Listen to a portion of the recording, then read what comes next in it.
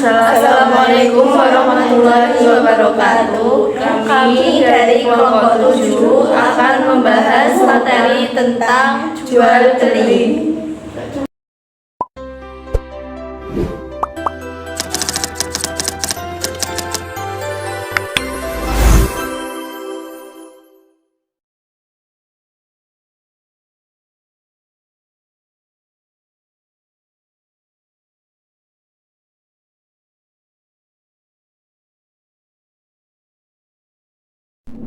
Jual beli. Manusia itu diciptakan oleh Allah Subhanahu wa Ta'ala sebagai makhluk sosial. Ia harus berinteraksi dengan manusia lain untuk memenuhi kebutuhan hidupnya.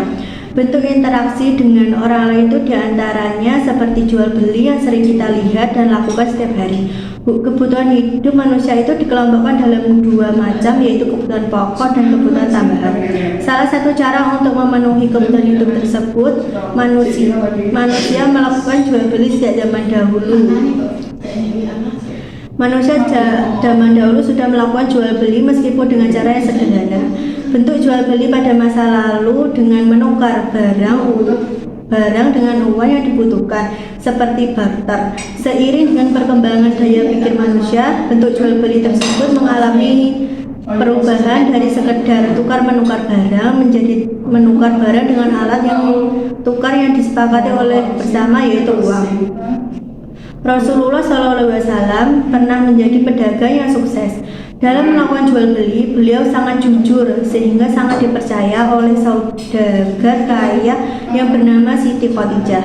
Kejujuran beliau dapat berdagang justru menarik pembeli untuk membeli barang yang dijual.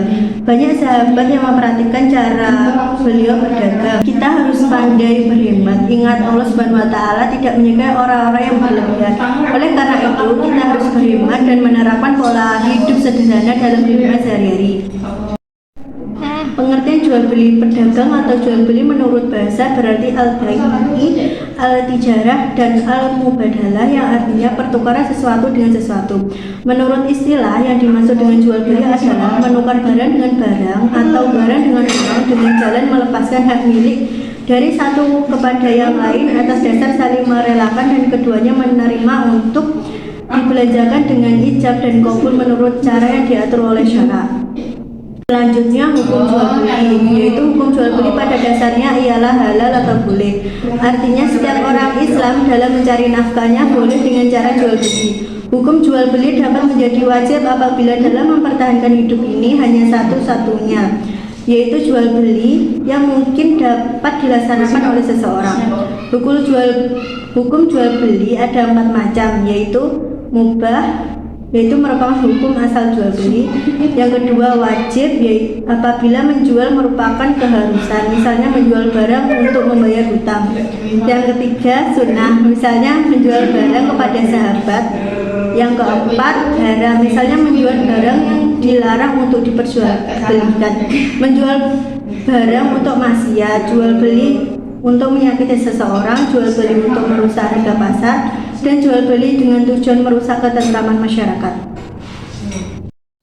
Macam-macam jual beli yang diterapkan di masyarakat zaman sekarang ini diantaranya adalah: yang pertama, jual beli barter, yaitu tukar menukar barang dengan barang.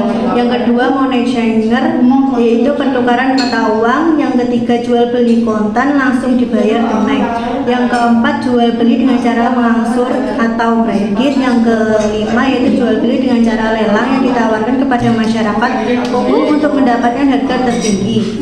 Berbagai macam jual beli tersebut harus dilakukan sesuai hukum jual beli dalam agama Islam. Hukum asal jual beli adalah mubah atau boleh. Allah Subhanahu wa Ta'ala telah menghalalkan praktik jual beli sesuai dengan ketentuan dan syariatnya. Bentuk jual beli dianggap sah apabila memenuhi syarat dan rukunnya. Jual beli yang sah tapi terlarang apabila jual beli itu memenuhi syarat dan rukun tetapi melanggar larangan-larangan syarak atau merugikan kepentingan umum. Jual beli yang tidak sah karena kurang syarat rukun, yaitu yang pertama jual beli dengan sistem ijon, yaitu jual beli yang belum jelas barangnya seperti buah-buahan yang masih muda, padi yang masih hijau, yang memungkinkan dapat merugikan orang lain. Yang kedua jual beli binatang ternak yang masih dalam kandungan dan belum jelas apakah setelah lahir anak binatang itu hidup atau mati. Yang ketiga jual beli sperma atau air mani binatang jantan, adapun meminjamkan binatang jantan untuk dikawinkan dengan binatang betina orang lain tanpa maksud jual beli. Hal ini sah, malah dianjurkan. Yang keempat, jual beli barang yang belum ada di tangan. Maksudnya ialah barang yang dijual itu masih berada di tangan penjual pertama. Dengan demikian, secara hukum penjual belum memiliki barang tersebut. Dan yang terakhir, jual beli benda najis, minuman keras, babi, bangkai, dan sebagainya. Jual beli sah tapi terlarang. Jual beli ini disebabkan karena ada sesuatu sebab atau akibat dari perbuatan itu. Yang termasuk dalam jual beli jenis ini adalah yang pertama, jual beli yang dilakukan pada waktu sholat Jumat. Hal ini akan menyebabkan orang lupa menunaikan sholat Jumat.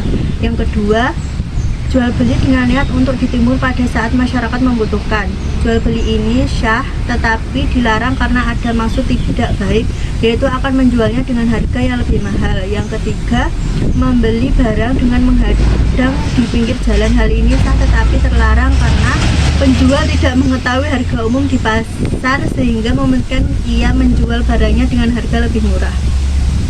Yang keempat yaitu membeli atau menjual barang yang masih dengan tawaran orang lain. Yang kelima, jual beli dengan menipu seperti mengurangi timbangan, takaran, ataupun ukuran. Yang keenam yaitu jual beli alat-alat untuk maksiat. Rukun dan syarat sah jual beli. Jual beli dinyatakan sah apabila memenuhi rukun dan syarat jual beli.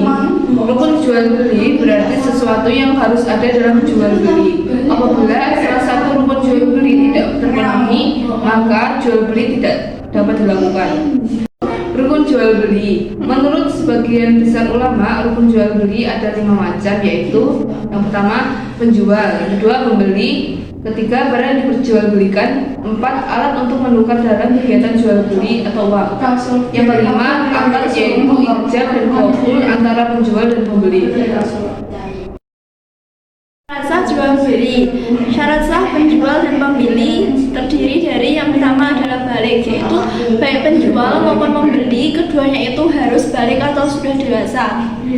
Dengan demikian, anak yang belum dewasa tidak sah melakukan transaksi jual beli. Anak yang sudah mengerti dalam rangka mendidik mereka diperbolehkan melakukan jual beli pada hal-hal yang ringan. Yang kedua, berakal sehat. Yang ketiga, tidak ada pemborosan, artinya tidak suka memubazirkan harta benda. Keempat, suka sama suka atau saling rela, yaitu atas kehendak sendiri atau tidak dipaksa oleh orang lain. Selanjutnya, syarat sah barang yang diperjualbelikan, yaitu satu, barang harus suci. Oleh sebab itu tidak sah jual beli barang najis seperti bangkai, babi, dan lain sebagainya. Yang kedua, barang itu bermanfaat. Oleh sebab itu barang yang tidak bermanfaat seperti lalat, nyamuk, dan sebagainya tidak sah diperjualbelikan. Yang ketiga, barang itu milik sendiri atau diberi kuasa oleh orang lain. Yang keempat, barang itu jelas dan dapat dikuasai oleh penjual dan pembeli. Oleh karena itu tidak sah jual beli barang yang masih ada di laut atau di sungai dan lain sebagainya. Ijab dan qabul dikatakan sah apabila 1.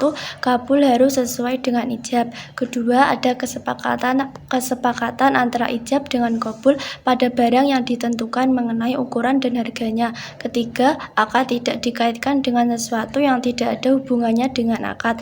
Dan terakhir, akad tidak boleh berselang lama karena hal itu masih berupa janji.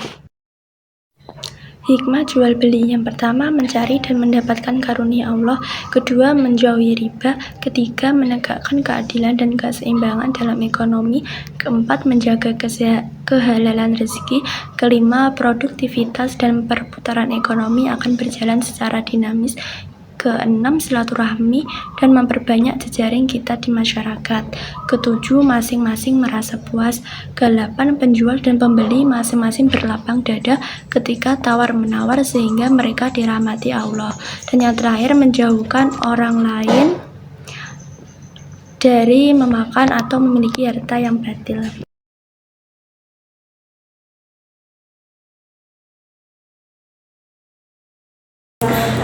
Wassalamualaikum warahmatullahi wabarakatuh. Sekian pembahasan dari kelompok kami. Apabila ada kurang lebihnya, kami mohon maaf. Terima kasih.